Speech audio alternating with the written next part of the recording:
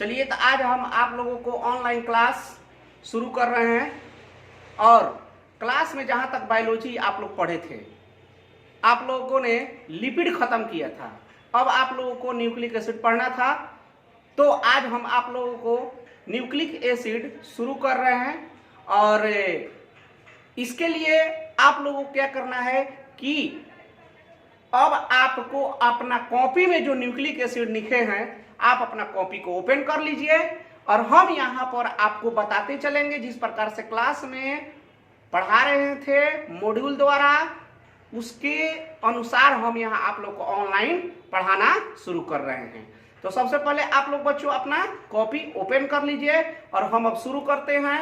और इस बात का ध्यान रखिएगा कि जो अभी हम ऑनलाइन पढ़ा दे रहे हैं, फिर वापस आप कहिएगा कि मेरा नहीं पूरा हुआ है, हम नहीं किए हैं। जब ऑफलाइन क्लास शुरू होगा तो हम दोबारा आप लोग को वहां से शुरू नहीं करेंगे, समझ गए। इसलिए आप लोग मेरे लेक्चर को सीरियसली देखिएगा और उसको समझिएगा। हाँ, आप लोगों को ऑनलाइन क्लास करने के बाद समझ में नहीं आएगा तो आप हमें व्हाट्सएप पर जो आपका बना हुआ है ग्रुप, उस पर पूछ सकते हैं। और ऑफलाइन शुरू होगा तो वहां पर भी पूछ सकते हैं, ऑफलाइन जब क्लास होगी तो। इसलिए आप लोग सीरियसली क्लास जैसा आप शुरू कीजिए अपना अध्ययन करना।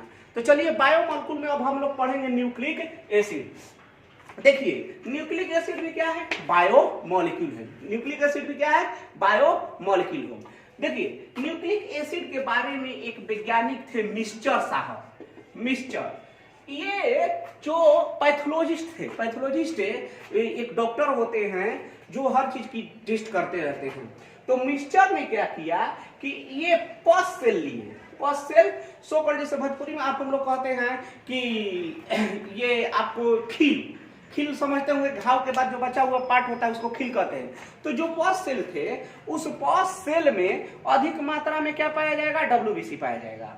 ठीक, तो उसमें से पस सेल में से क्या देखे कि उनके जो न्यूक्लियस थे, न्यूक्लियस, उस न्यूक्लियस को बाहर निकाले और बाहर निकाल करके इन्होंने कुछ मटेरियल दिखाई पड़ा, कुछ मटेरियल दिखाई पड़ा। और ये न्यूक्लियस से निकला हुआ चीज था, तो इसको लेकर वो उन्होंने, मिस्टर साहब ने बोला कि ये जो मटेरियल है इसका नाम धर दिया न्यूक्लिन, इसका नाम धर दिया न्यूक्लिन। ठीक, तो मिस्टर साहब ने सर्वप्रथम पस सेल से न्यूक्लिन शब्द को दिया, जो निकला था कहां से, पस सेल के न्यूक्लियस से। ठीक, फिर उसके बाद अल्टमन आए। अल्टमन जो थे, इन्होंने क्या किया कि जब देखा तो ये जो मटेरियल था, ये न्यूक्लिन जो मटेरियल बोले थे कौन, मिस्टर साहब, उस मटेरियल को ये देखे कि एसिडिक नेचर का है। किस नेचर का है, एसिडिक नेचर का है। अर्थात यह जो है आपको अम्लीय नेचर का है, स्वभाव का है। तो अल्टमन ने इस न्यूक्लिन का नाम रख दिया क्या, न्यूक्लिक एसिड। क्या नाम रख दिया, न्यूक्लिक एसिड, क्योंकि यह न्यूक्लियस से निकला था पस सेल से, और इन्होंने नाम रख दिया क्या, इसका न्यूक्लिक एसिड। क्लियर। तो इस प्रकार से न्यूक्लिक एसिड का खोज हुआ।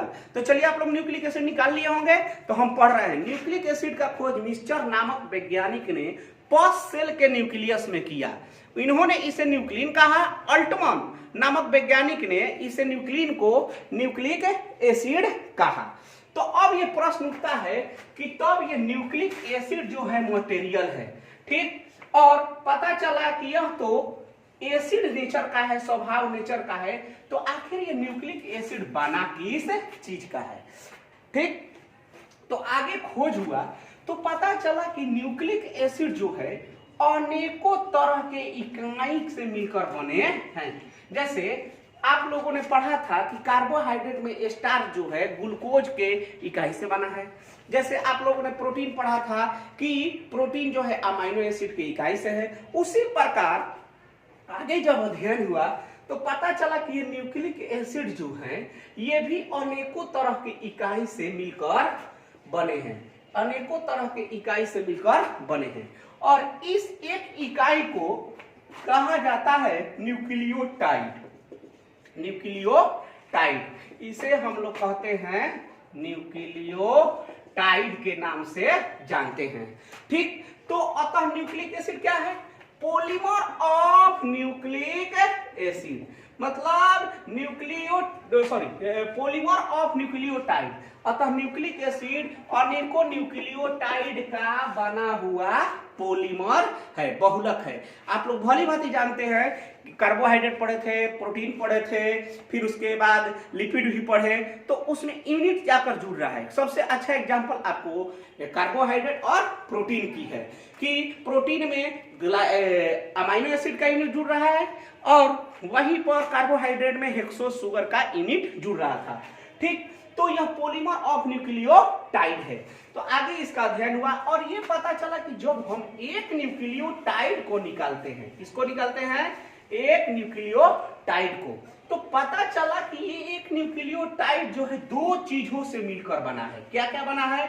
तो एक बना है न्यूक्लियोसाइड और उसमें दूसरा ग्रुप रहता है फॉस्फेट। क्या रहता है? फॉस्फेट, H3PO4, जिसको फास्फोरिक एसिड के नाम से जानते हैं। क्लियर? तो आगे वैज्ञानिकों ने न्यूक्लिक एसिड को देखा तो देखा कि पॉलीमर ऑफ न्यूक्लियोटाइड है भैया। तो ये पॉलीमर ऑफ न्यूक्लियोटाइड जो है ये बना हुआ है न्यूक्लिक एसिड, और ये न्यूक्लियोटाइड, एक न्यूक्लियोटाइड बना होता है न्यूक्लियोसाइड का और फॉस्फेट ग्रुप का। आगे जब अध्ययन हुआ तो पता चला कि यह न्यूक्लियोसाइड भी दो चीजों से मिलकर बना है। एक बना है किसका?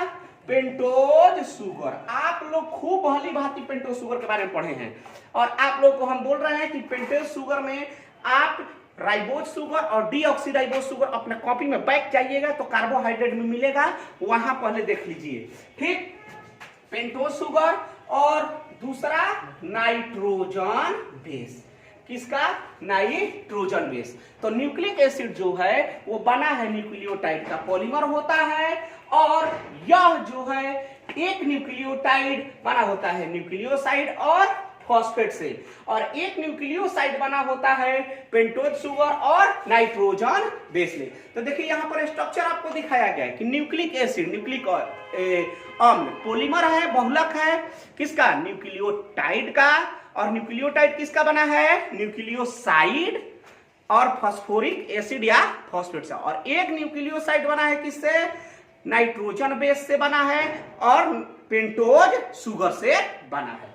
किसका बना है? नाइट्रोजन बेस और पेंटोज शुगर से। तो ठीक समझिए, तो न्यूक्लिक एसिड की खोज हुई कहां से? पॉस्सेल से मिस्टर द्वारा। उन्होंने न्यूक्लिन कहा और न्यूक्लिन को जब केमिकल स्ट्रक्चर किया अल्टमन ने तो उसको पता चला कि यह एसिडिक कंपाउंड है, न्यूक्लियस से निकला था, तो इसलिए इसको न्यूक्लिक एसिड कहा। और पता चला कि ये न्यूक्लिक एसिड जो है बहुलक है किसका? एक केमिकल का, जिसका नाम है न्यूक्लियोटाइड। और ये एक न्यूक्लियोटाइड भी देखा कि दो तरह के केमिकल से मिलकर बने हैं, एक न्यूक्लियोसाइड और एक फॉस्फेट। और न्यूक्लियोसाइड भी दो तरह केमिकल को रखा है, एक पेंटोज शुगर और दूसरा नाइट्रोजन बेस। क्लियर? तो आपकी कॉपी में न्यूक्लिक एसिड लिखा है, डिफिनीशन, परिभाषा। न्यूक्लियोटाइड के पॉलीमर क्या कहलाते हैं? न्यूक्लिक एसिड कहलाते हैं। न्यूक्लिक एसिड क्या होता है? न्यूक्लियोटाइड का पॉलीमर होता है। तो ठीक, ये एकक क्या है आपका? न्यूक्लियोटाइड है। ये आपका एकक क्या है? न्यूक्लियोटाइड है। और इनके बीच पाया जाता है कौन सा बॉन्ड? Phospho diester bond. देखेंगे कैसे बनता है। जिस प्रकार से कार्बोहाइड्रेट में क्या पाया जाता है? Glycosidic bond. प्रोटीन में क्या पाया जाता था? Peptide bond. ठीक, उसके बाद लिपिड में कौन सा बॉन्ड पाया जाता था? तो एस्टर बॉन्ड पाया जाता था। उसी प्रकार न्यूक्लियोटाइड के बीच पाया जाता है फॉस्फोडाइएस्टर बॉन्ड। देखेंगे कैसे। और एक न्यूक्लियोटाइड न्यूक्लियोसाइड और फॉस्फेट को बना है और नाइट्रोजन बेस और पेंटोज शुगर का। देखिए आगे क्या कराएगा। अतः न्यूक्लिक एसिड न्यूक्लियोटाइड का बना माइक्रो मॉलिक्यूल। आप लोग पढ़े होंगे सेलुलर पूल में पढ़ाए थे तो कि क्या होता है माइक्रो मॉलिक्यूल, खूब डिटेल में आप जानते हैं। तो ये न्यूक्लिक एसिड क्या है? माइक्रो मॉलिक्यूल है। ठीक, तो न्यूक्लियोटाइड क्या है भाई? न्यूक्लियोटाइड क्या है? तो ये है न्यूक्लिक एसिड, पूरा है न्यूक्लिक एसिड। न्यूक्लिक एसिड है तो न्यूक्लियोटाइड क्या होगा? न्यूक्लिक एसिड का पॉलीमर होगा, यूनिट होगा। न्यूक्लिक एसिड का यूनिट कौन होगा? न्यूक्लियोटाइड न्यूक्लियोटाइड होगा। तो यही लिखा है कि न्यूक्लिक एसिड का क्या होता है, यूनिट। न्यूक्लियोटाइड के दो भाग होते हैं, कौन कौन सा, एक न्यूक्लियोसाइड और दूसरा होता है फॉस्फेट। ठीक, अर्थात देखिए, तो आप अपना कॉपी उठा लिए रहिए और देखते रहिए निकाल कर, न्यूक्लियोसाइडाइड बराबर क्या लिखा हुआ है, न्यूक्लियोसाइड प्लस फॉस्फेट, पोस्ट में घेरा हुआ है न्यूक्लियोसाइड प्लस फॉस्फेट। ठीक, अब देखिए न्यूक्लियोसाइड किसका बना है, तो देखिए यहां पर लिखा है कि न्यूक्लियोसाइड नाइट्रोजन बेस, जिसको शॉर्ट फॉर्म में क्या लिखे हैं, N base and pentose sugar का बना मॉलिक्यूल है। अर्थात न्यूक्लियोसाइड किसका बना है जी, nitrogen base plus pentose sugar का बना है। अब आइए एक्स्ट्रा बच रहा है फॉस्फोरिक एसिड या फॉस्फेट, H3PO4। तो H3PO4 आप लोग, ये कैसा कंपाउंड है, इनऑर्गेनिक कंपाउंड है। कैसा है, इनऑर्गेनिक कंपाउंड है।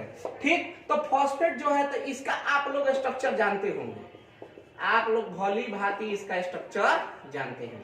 ठीक, ये क्या है, आपका फॉस्फेट है। देखिए यहां पर कई ऑक्सीजन 1 2 3 4 और हाइड्रोजन का 1 2 3 तीन हाइड्रोजन और फास्फोरस है। और आप पढ़े होंगे कि फॉस्फेट जो है 5 बॉन्ड को बनाता है, वैलेंट पेंटावैलेंट होता है। तो वही लिखा है फास्फोरिक एसिड या फॉस्फेट, न्यूक्लिक एसिड में फास्फोरिक एसिड के रूप में 3PO4 होता है। और पी यहाँ पर क्या है, सेंट्रल एटम, रवि सर पढ़ाए होंगे सेंट्रल एटम क्या होता है। ठीक, उसके बाद फॉस्फेरिक एसिड को इनऑर्गेनिक फॉस्फेट, तो ये कैसा फॉस्फेट है, इनऑर्गेनिक कंपाउंड है, इनऑर्गेनिक फॉस्फेट कहते हैं, इसलिए इसको हम लोग शॉर्ट फॉर्म में आईपी से सूचित करते हैं, छोटा आई बड़ा पी। आई का मतलब इनऑर्गेनिक और पी का मतलब फॉस्फेट। ठीक, तो अगर बात किया जाए कि जो न्यूक्लियोटाइड है, चला अगर बात किया जाए कि न्यूक्लियो जो टाइड है वो किसका बना हुआ है, तो यदि हम न्यूक्लियोटाइड बराबर बात करेंगे तो एक क्या रखता है, नाइट्रोजन बेस, और क्या रखता है, एक पेंटोज शुगर, पेंटोज शुगर, और क्या रखता है, एक फॉस्फेट, क्या रखता है, एक फॉस्फेट को रखता है। तो एक न्यूक्लियोटाइड 3 तरह के कंपाउंड को रखता है, नाइट्रोजन बेस, पेंटोज शुगर और फॉस्फेट।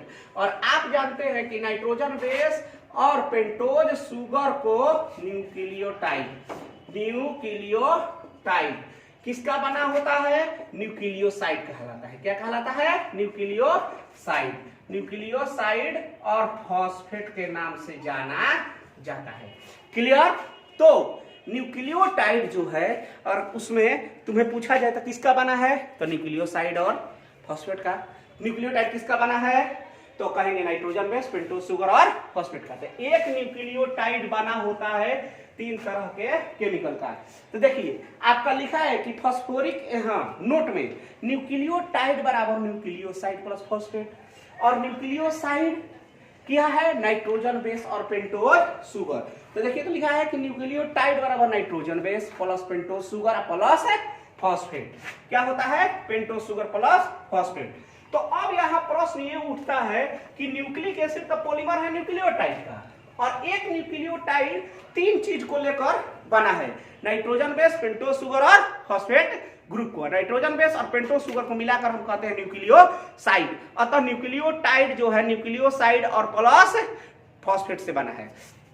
अब यहाँ पर प्रश्न उठता है किसका, कि एक एक करके देखेंगे। किसको देखेंगे, न्यूक्लियोटाइड को हम लोग किस एक एक करके देखेंगे, नाइट्रोजन बेस, पेंटोज शुगर और फॉस्फेट। तो सुनिए एक बार, आपने फॉस्फेट देख लिया H3PO4, पेंटोज शुगर में आप लोगों ने पढ़ा होगा कौन सा, राइबोज। तो राइबोज का स्ट्रक्चर देखिए, और कौन सा स्ट्रक्चर देखिएगा, डीऑक्सीराइबोज। तो हमको किसको अब देखना होगा, नाइट्रोजन बेस को। तो यहां पर हम लोग शुरू करेंगे नाइट्रोजन बेस, हम यहां पर शुरू करेंगे नाइट्रोजन बेस। तो न्यूक्लियोटाइड में वो बैक्टीरिया का न्यूक्लियोटाइड हो या मानव का न्यूक्लियोटाइड हो या प्लांट का न्यूक्लियोटाइड है, 2 तरह का न्यूक्लियोटाइड में नाइट्रोजन बेस मिलता है। एक को कहते हैं प्यूरिन, एक को कहते हैं प्यूरिन, और एक को कहते हैं पाइरिमिडीन। किस नाम से जानते हैं? पाइरिमिडीन। तो हम लोग दो नाइट्रोजन बेस मिलते हैं किसमें? न्यूक्लियोटाइड में, एक प्यूरिन और दूसरा पिरामिडीन। एक प्यूरिन और दूसरा पिरामिडीन। देखिए प्यूरिन जो होता है डबल रिंग स्ट्रक्चर होता है। कैसा होता है? डबल रिंग स्ट्रक्चर, आप लोग पढ़ेंगे ऑर्गेनिक केमिस्ट्री में। और पाइरिमिडीन जो होता है सिंगल रिंग स्ट्रक्चर होता है। क्या होता है? सिंगल रिंग स्ट्रक्चर होता है। किसका? कार्बन का। और ये प्यूरिन और पिरामिडीन जो है आप लोग पढ़ेंगे होमोपोलीमर, हेट्रोपोलीमर। होमोपोलीमर उसको कहते हैं जो केवल कार्बन के रिंग का बना होगा, ठीक। और हेट्रोपोलीमर उसको कहते हैं जिसमें कार्बन के अलावा, आप ऑर्गेनिक केमिस्ट्री पढ़े हैं कि कार्बन के अलावा दूसरा भी कंपाउंड, कार्बन के अलावा रिंग में दूसरा भी एटम हो। जैसे यहां पर मिलेगा आपको प्यूरिन में क्या? नाइट्रोजन एटम मिलेगा। तो देखिए आप नाइट्रोजन बेस, नाइट्रोजन बेस के दो प्रकार हैं, प्यूरिन, पाइरिमिडीन। प्यूरिन जो है ये डबल रिंग स्ट्रक्चर है और इसके अंतर्गत दो आता है कंपाउंड, एक गुआनिन और दूसरा आता है एडिनिन। एक गुआनिन और आता है एडिनिन। गुआनिन को जी से सूचित करते हैं और एडिनिन को ए से सूचित करते हैं। और पिरामिडीन तीन तरह के होता है। कौन कौन? साइटोसिन होता है जिसको सी से सूचित करते हैं, एक यूरासिल होता है जिसको यू से सूचित करते हैं, और एक होता है थाइमीन, एक होता है थाइमीन जिसको टी से सूचित करते हैं। तो प्यूरिन भी दो तरह के मिलते हैं। कौन कौन? एक गुआनिन, एक एडिनिन और एक पाइरिमिडीन। दो तीन तरह के मिलते हैं। कौन कौन? Cytosine, uracil, thymine. देखिए ये पहली बार आप लोगों को नाम सुनने को मिला होगा, तो नाम सुनने में तो घबराइए नहीं, नाम सुनने को मिला है, बार बार देखिएगा, ध्यान पर आ जाएगा। तो देखिए प्यूरिन, एडिनिन और गुआनिन, ठीक। एडिनिन को ए से सूचित करते हैं, गुआनिन को जी से सूचित करते हैं। और पाइरिमिडीन साइटोसिन और थाइमीन, साइटोसिन को सी से, थाइमीन को टी से और यूरासिल को यू से। तो देखिए यहां पर लिखा है न्यूक्लिक एसिड में दो तरह के नाइट्रोजन बेस मिलते हैं। कौन कौन? प्यूरिन और पाइरिमिडीन। कितने तरह के मिले हैं? प्यूरिन और पाइरिमिडीन मिले हैं। आगे आइए देखते हैं प्यूरिन। अभी हमने कहा कि प्यूरिन 9 सदस्यों वाला डबल रिंग, अभी हमने कहा कि कैसा है? डबल रिंग स्ट्रक्चर वाला नाइट्रोजन बेस होता है। कौन सा? प्यूरिन। इसमें 4 और 5 सदस्य वाले रिंग उपस्थित होते हैं। एक रिंग होता है 4 सदस्य का और एक होता है 5 सदस्य का। देखिए आप अपने नीचे आइए, देखिए तो एडेनिन है ना, एडेनिन है, तो आप अपने नीचे आइए, देखिए एडेनिन का स्ट्रक्चर बना हुआ है। देखिए एडेनिन को लिखा है कि इसे ए से सूचित किया जाता है। तो देखिए वहां पर आप दो गो रिंग दिखाई दे रहा है। देखिए नाइट्रोजन N1 लिखा है, N1 लिखा है, तो आप अपना N1 से शुरू कीजिए। N1 एक, कार्बन उसके है दूसरा, नाइट्रोजन तीसरा, चौथा, पांचवा और छठवा, ठीक। और इधर आइए, देखिए ना, इधर देखिए कौन कौन हो गया? 5, 4, फिर उसके बाद आपको मिल गया 7, 6, 7 के बाद 8, 9। दो रिंग दिखाई दे रहा है। कितना रिंग दिखाई दे रहा है? एडेनिन में 2 रिंग दिखाई दे रहा है। देखिए तो कुल कै गो सदस्य है रिंग में? रिंग में देखिए कै गो सदस्य है? 9 गो है कि नहीं? नाइट्रोजन लेकर क्या है? 9 गो। अभी हमने कहा कि हेट्रोसाइक्लिक कंपाउंड होता है। कौन? Nitrogen base. कार्बन के अलावा नाइट्रोजन है। देखिए एडेनिन में नाइट्रोजन कहां कहां है? पहला पोजीशन पर है, N1 है। फिर उसके बाद कहां है? तीसरा पोजीशन पर है नाइट्रोजन। फिर उसके बाद नाइट्रोजन कहां है? 7वां पोजीशन पर है। फिर उसके बाद नाइट्रोजन कहां है? 9 पोजीशन पे। तो वही तो लिखा है कि इसमें 4 या 5 सदस्य वाले रिंग उपस्थित होते हैं, जिसमें 4 नाइट्रोजन एटम होता है और 5 कार्बन एटम पाया जाता है, ठीक। तो देखिए तो प्यूरिन को आप देख रहे हैं, किसको देख रहे हैं? Purine. Purine double ring structure है, ठीक। डबल रिंग स्ट्रक्चर, अपना चित्र देखते रहिए, मैं जो बोल रहा हूं चित्र देखिए। डबल रिंग स्ट्रक्चर है। डबल रिंग स्ट्रक्चर के अलावा आप देखिए वहां पर कि प्यूरिन में कै गो कार्बन है? 5 कार्बन है। गिन लीजिए कार्बन की संख्या रिंग में, और नाइट्रोजन की संख्या गिनिए कितना है? 4। N1, N3, N7 और N9। और कार्बन देखिए कहां पर है? Carbon second, carbon 4, carbon 5, carbon 6 और कार्बन 8 है कि नहीं, ठीक।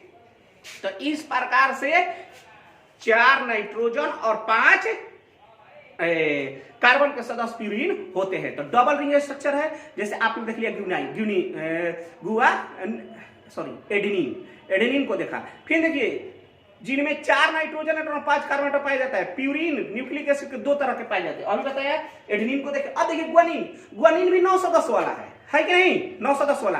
देखिए तो carbon nitrogen 1, nitrogen 3, nitrogen 7, nitrogen 9।